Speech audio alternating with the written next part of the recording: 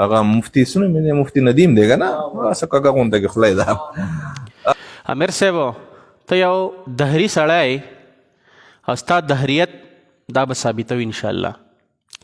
ته یو غلیظ سړی او ستا غلاظت به ثابتو انشاءالله تعالی. یو سړی وایي نه مشورېدو نو په جومات کې غول وکړه. اوس دا نه مشورېږي کله په شیخ سمیع الحق صاحب پسې لګیایي خبرې کوي، کله په دارالعلوم حقانیه پسې خبرې کوي، کله زمونږ په یو عالم پسې خبرې کوي، کله په بل پسې خبرې کوي.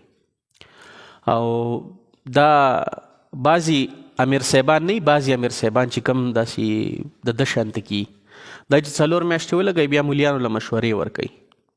مولا صاحب دا کوه او دا مه کوه، ځکه چې دا بیا پوره د بیا 40 کاله لګولي لکه د چې 4 میاشتې ولګوي.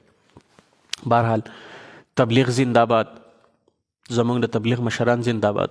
خو د تبلیغ په جامه کې داسې خلک راننوتي، دا لعین خلک، دا به انشاءالله مونږ یو په نښه کوو، په ګوته کوو، دا به د دې جماعت بار کوو انشاءالله تعالی باذن الله. دې امیر صاحب چې څه غول خوړلي دي مفتی سردار علي صاحب چې اورپي توجه تاسو پیژاندو، په هغه پسې خبرې کړې دي چې هغه مړ شو نوم یې خاورې شو نوم یې لاړو، او مفتی ندیم صاحب پسې هم بکواس کړی دی. دره خبرې واورئ بیا لږې خبرې کوو. هغه مفتی سونه مې مفتی ندیم دی کنه واسه کاګه غونډه کې خلای دا او هغه و زوی ته دا مشوره ورکړي چیرې ته د ویډیوګانې ډیلیټ کا او دم دمکی ده کنه ګینستابم بیا دا حالي او دا ډیلیټ کا چې پلار دی وبخل شي. نو خلق خو ته ماشاءالله پښتنو خو ته ډیر خو کنزل کړی دی. او زه ورته دا خبره کوم چې ته د مفتی منیر شاکر صاحب زوی ته دا مشوره ورکې چې ته په دغې لاره مزه، نو زه تا ته دا مشوره در کوم یا ته په کومه لار روان یې نو دا لاره ګډه وډه ده، د الله له نه ده تلې، او ته د خپلې لارې نه توبه که.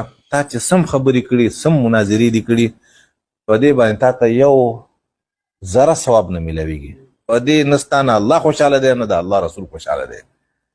او څنګه لار چې یعنی کومه لار چې مفتی منیر شاکر صاحب نیولې وه د هغه په لار روان شه، او کوم میشن چې مفتی منیر شاکر صاحب موږ ته پرېښی دی ته د دغې میشن حصه شه چې د خلکو په زړونو باندې بادشاهي وکړې. بیا چې ته مړ شې، چې ته مړ هم شې ژوندی به یې. مفتی منیر شاکر صاحب شهید شو اوس یې ژوندی دی که نه، ښه ژوندی شو.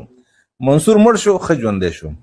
نو داسې مه جوړېږه لکه څنګه هغه بل مولا نه وه توجه چې به یې کوله مړ شو د خلکو نه هیر شو. نو دا ولې دغه لار الله له نه وتلې. دا دومره پزول بکواس دا تاسو واورېدو. ګوره یو خو د الله رب العالمین په تخلیق پسې دی یو قسم له خندا کوي. اکاګیا خوله چې ده ولې دا خوله تا جوړه کړې ده، یا دا خوله د انسان په وس کې ده چې ځان له به خوله جوړه کړي. دا د الله رب العالمین په تخلیق پسې خنداګانې دي، او دا بیکاره خلک چې د الله په تخلیق پسې خنداګانې کوي.